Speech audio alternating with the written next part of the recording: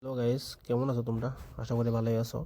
তো আজকের ওয়েদারটাও সুন্দর আছে। তো আমি অলিকে নিয়ে বাইরে চলে আসলাম। তো বৃষ্টির যন্ত্রণায় পারতেছিলাম না, তো আমি আর অলি একটু ওয়েট করছি।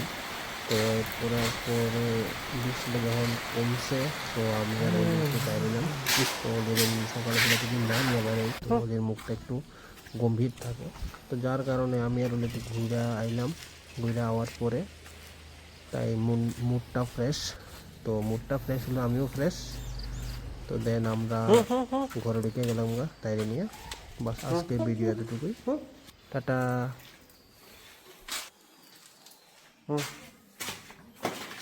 চলো